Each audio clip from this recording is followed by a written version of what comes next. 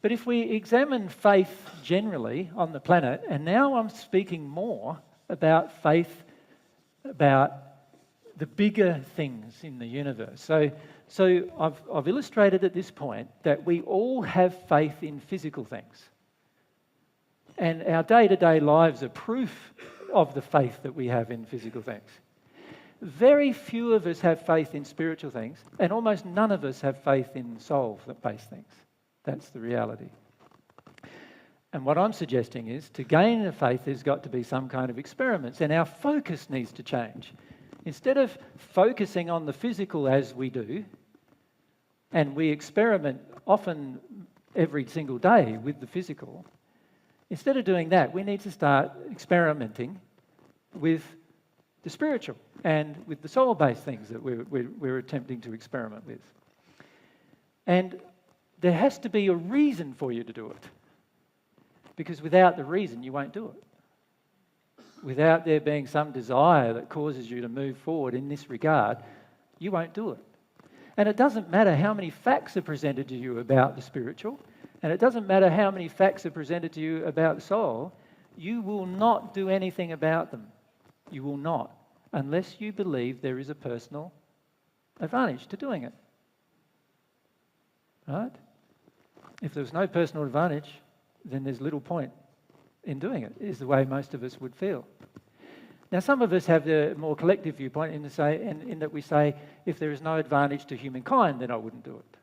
But that's just an extension of the individual restriction that we've placed. And what I'm stating is that if we are truly ever going to experiment with what is going on with our life and what's actually happening in terms of God's laws and so forth, what we need to start doing is experimenting with the truths of the universe rather than just focusing on the physical. And I'm suggesting there are far more truths than the physical. But let's look at the relationship between this now. We've decided and we've established that there are physical laws. And those physical laws, the more of which we've discovered, have created freedom to a degree. In the process of discovering freedom, they give us more joy in our life, supposedly, in some cases. But isn't it fantastic that you can go from one country to another country and see the world now? When 100 years ago to do that, you had to do it by a ship. And for the previous 5,000 years, you had to do it by a ship, and you had to be pretty brave, right? Because a lot of the ships weren't that stable, right? And safe. And yet now we can just say, I'd like to go to Bali. Fork out a few $100 to whomever carrier is going to carry us, and they've engaged all of the laws involved, getting us safely from Australia to Bali and back home again. We can go there in 2 weeks. And when we say in 2 weeks, I'm not saying that it takes 2 weeks to get there. It takes 4 or 5 hours to get there, and then we're back home. We spend all of the time enjoying that particular location and come home. So it has improved our joy and our freedom, these physical laws. And I'm suggesting to you that the discovery of spiritual laws results in even greater freedom with even greater joy. And I'm suggesting to you that discovery of soul-based laws results in the most intense freedom you can ever experience, and therefore the most intense joy you will ever have. That's what I'm suggesting. But the problem is most of us don't believe it. And your day-to-day life is fact that you don't believe it, actually.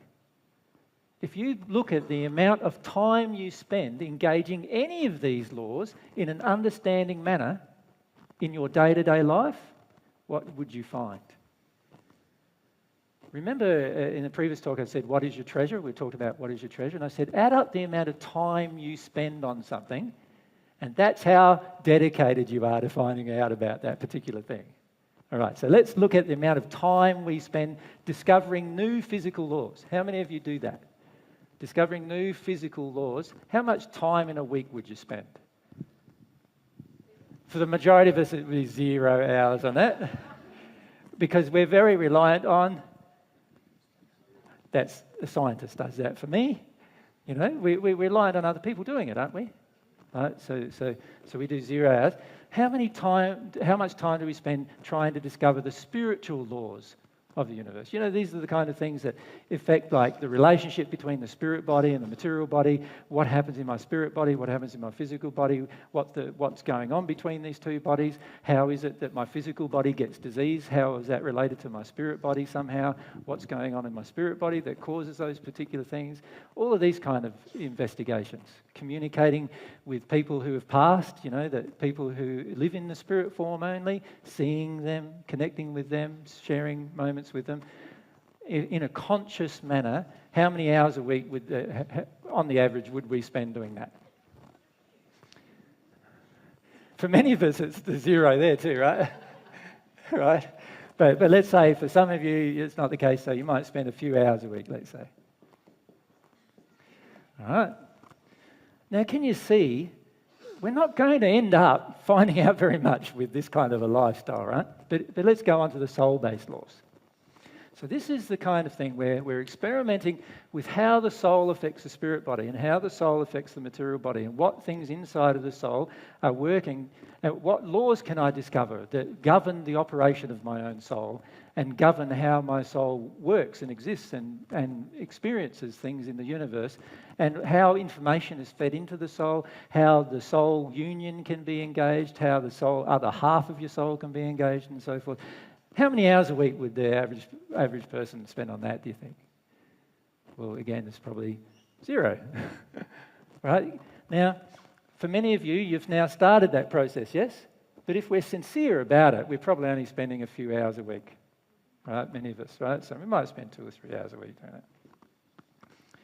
How many hours do you spend eating?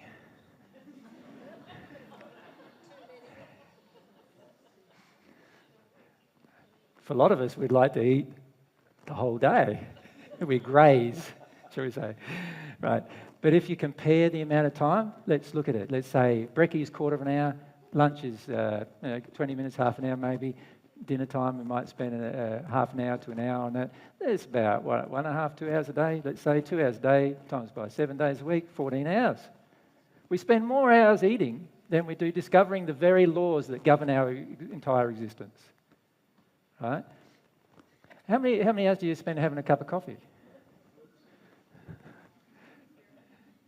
0? Cup of tea? Can you see that quite often we are engaged in the things that we believe we're benefiting from? But the reality is that we as a human race and personally would benefit far more from the examination of these laws than we can even imagine at this point in time. And yet we don't engage the process. We don't engage the process. Why don't we engage the process? Because we do not have faith.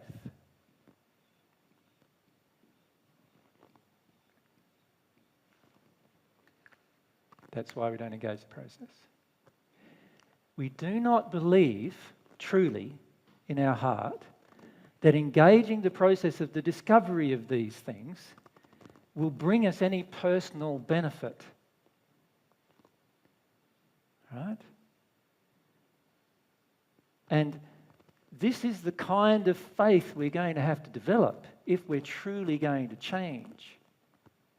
We're going to have the faith where these things, the discovery of all the things to do that are facts, by the way, these are facts of the universe.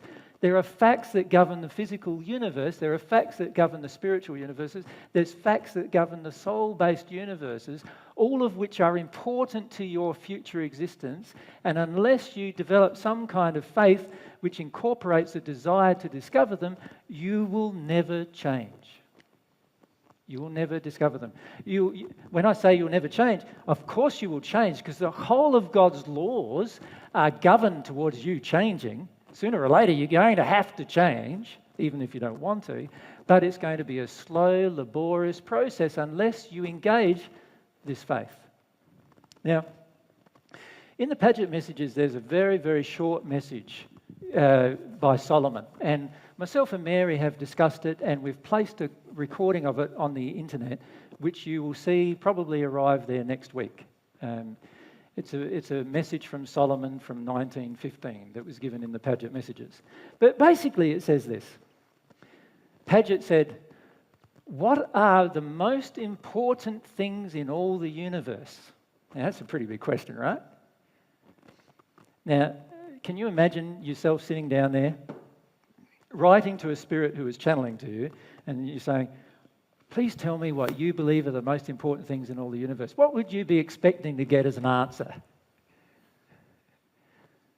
Well, Padgett never expected his answer, because Solomon said to him, 3 things.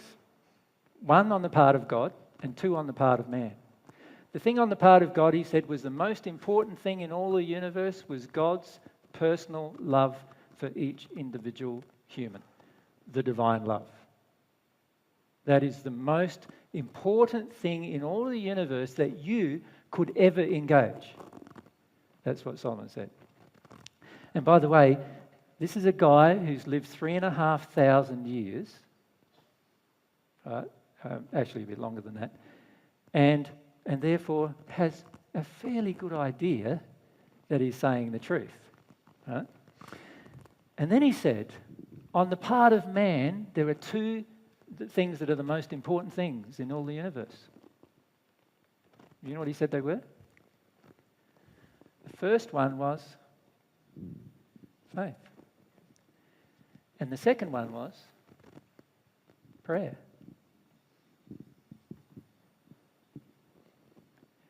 He said, because divine love, God's love, is the thing that you can receive that will transform your entire life, and it leads to complete bliss. And faith and prayer are the only 2 things you need in order to receive it.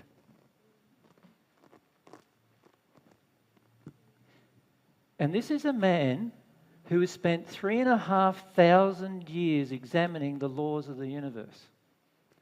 So I don't know about you, but I think it'd be wise to have a listen to what he's got to say with regard to what he thinks is the most important things.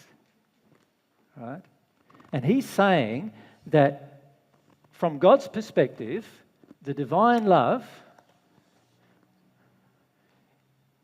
is the most important thing that you will ever work your way through to experiencing in your entire life, in your entire existence. It is more important than your cup of tea, and even more important than your meal, actually.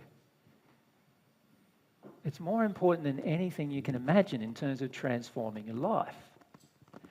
And Solomon said that there's only 2 things that you need in order to receive it. Faith is one of them. And prayer, which is the longing of your heart, the desire of your heart projected towards God to receive it, is the other.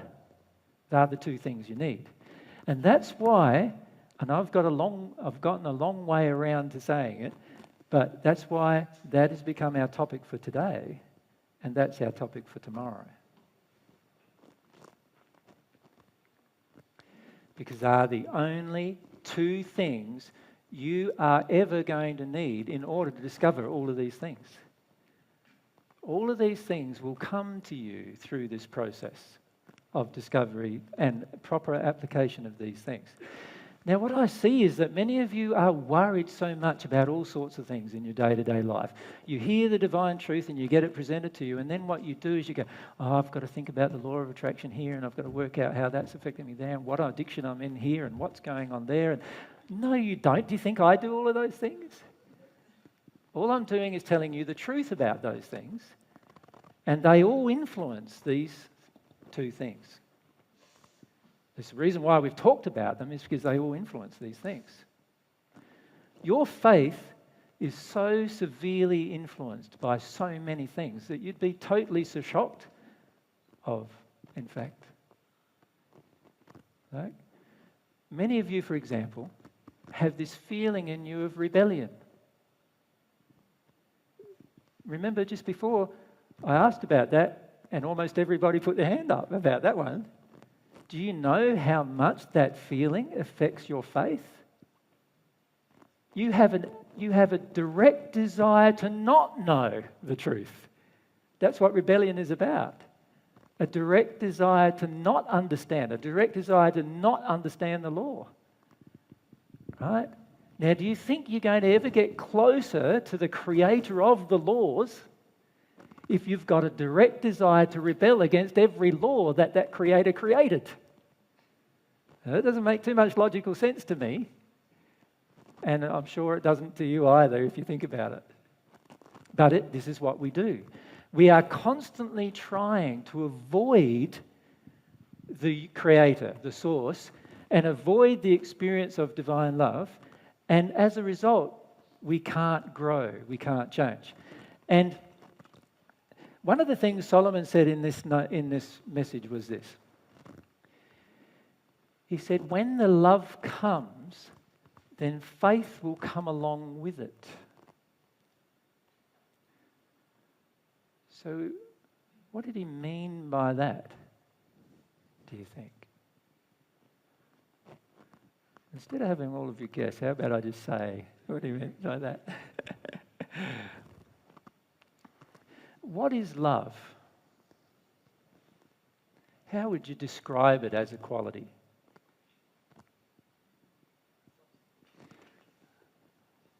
Quality. Let's describe it as an emotion. How does it feel? How does it feel to you, love? Can you describe the kinds of things that give you the feeling of love? So start with Jen. It's interesting, isn't it, that we've discussed love for 5 years, and when we start talking about it, we still are pretty confused. Yeah? Fire away, Jen. It cleanses and purifies. So yeah. See, now you're talking about its operation. I'm not wanting to know about its operation. I want to know about its feelings. What's the feeling? Warmth. If we just come straight down, Suze, in front. For me, I think it's a surrender. It's a giving up to. See, that's another operation. It's not a feeling. Can we? Let's go. Who hasn't had a go yet? If we go, Rochelle right up the back, and then straight in front, and then Deb hasn't had a go yet. So, from what I've experienced, it feels soft and gentle, and so it has a gentleness to it. I would agree with that. It's gentle, softness. But that's sort of. Like a pillow is soft as well, like. So I don't know,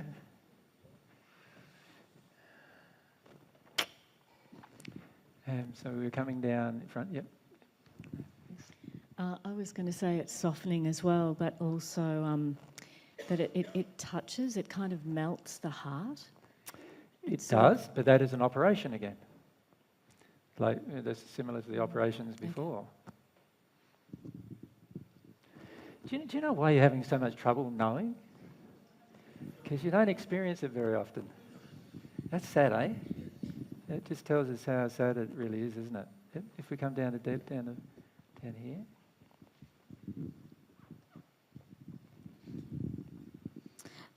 For me, it's a feeling of security where there is no fear. It banishes it.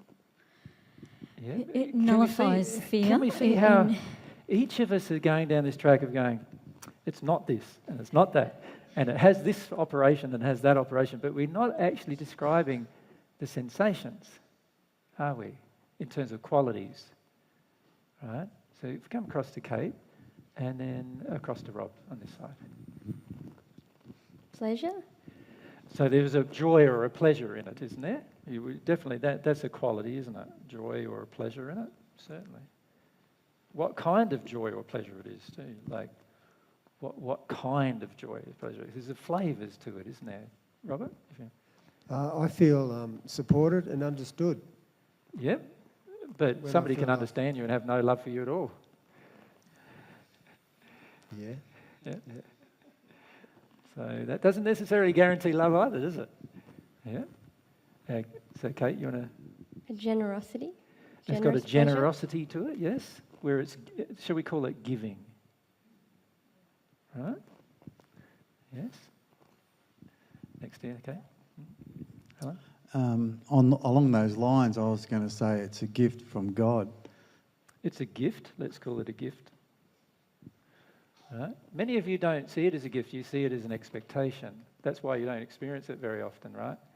You go, I want my husband to love me, and if he runs off with another woman and he doesn't love me, that's your expectation, right? That didn't go down well. It's not very peaceful to hear that. It's not very peaceful to hear that. You see, if you truly loved your partner, it would not affect you when they went off with another person. You would still love them if it was truly present, right? You would still have feelings for them of kindness, compassion. So these are the kind of things that we need to be listing, yeah? Qualities like kindness, it's compassionate. Yeah? Those are the kind of qualities now that we're starting to, that are really about love, right? And where were we? Was it, okay, and if we go across to... Forgiving. Sorry? Forgiving. It's forgiving, yeah. But really that's an operation again, isn't it? So, yeah. Feelings we're looking for here. Senko, right at the back, thanks.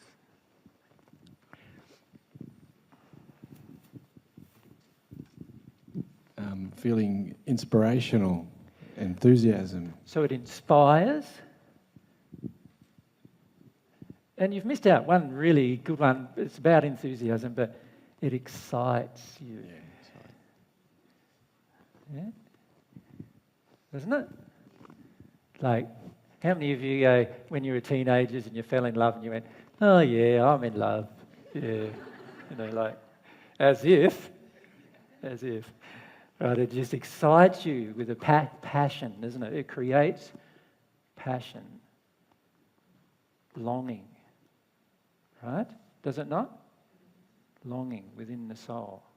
Right? These are all the things that love does, right? Mari, if we were right at the back here, yeah. And then down.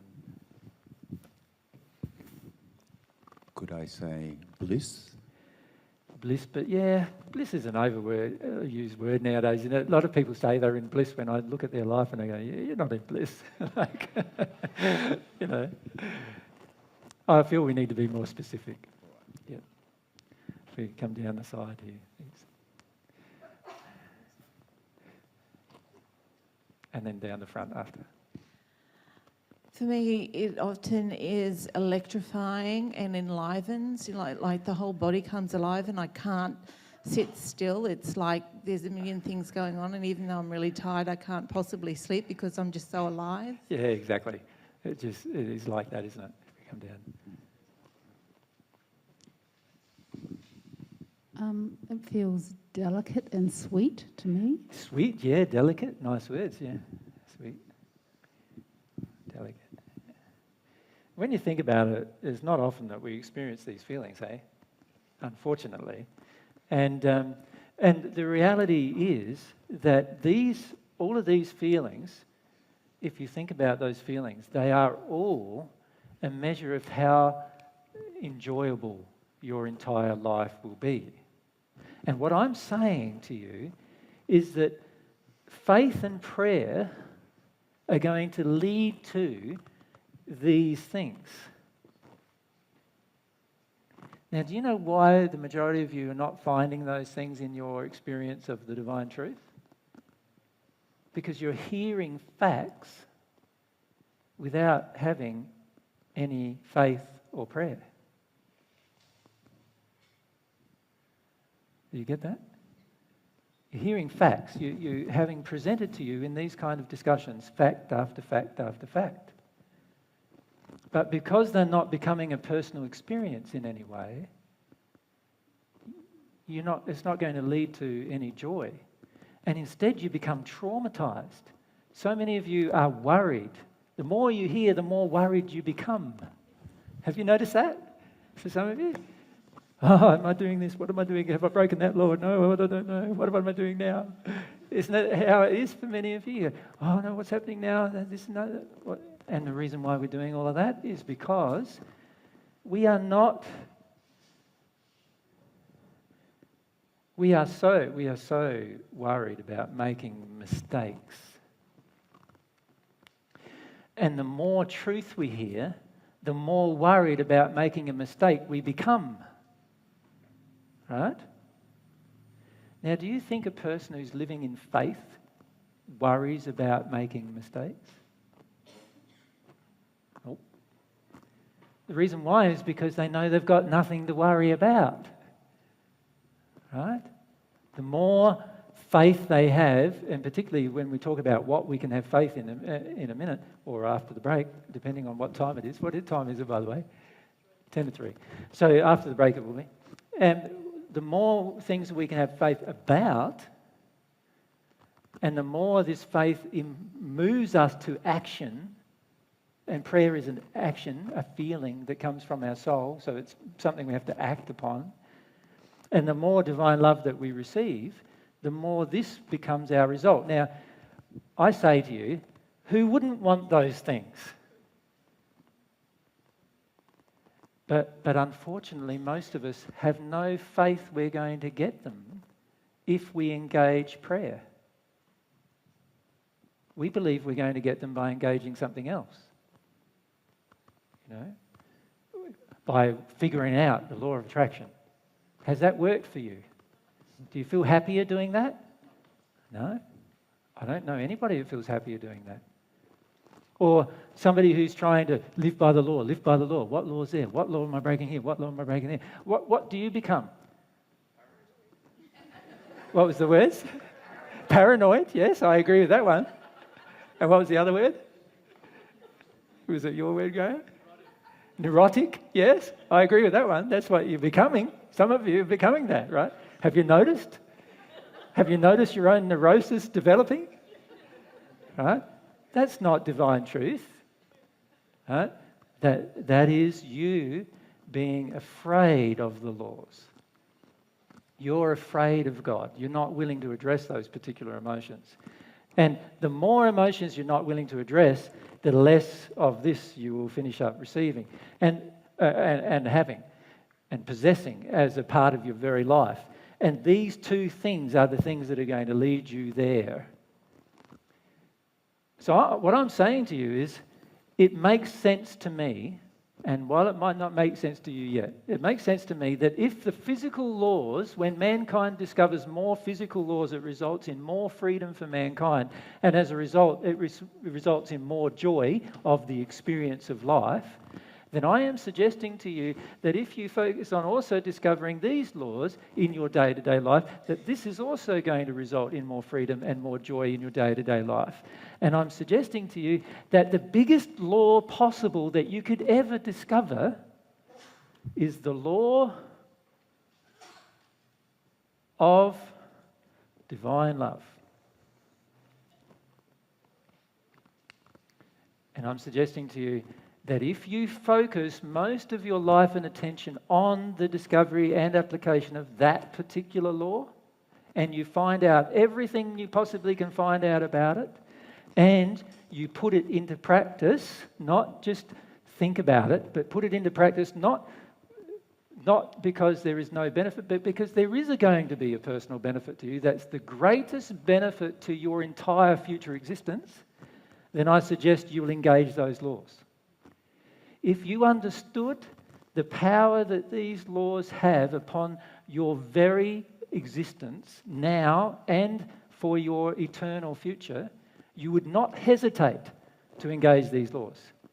They would become, like you remember before when we were talking about how many hours we spent engaging the laws? How many hours would we spend? We've got, what is it? How many hours in a week there's there? Who's fast? Well, let's help you. It's 24 times 7. All right. 4 sevens are 8, 14, carry. You got it? What is it?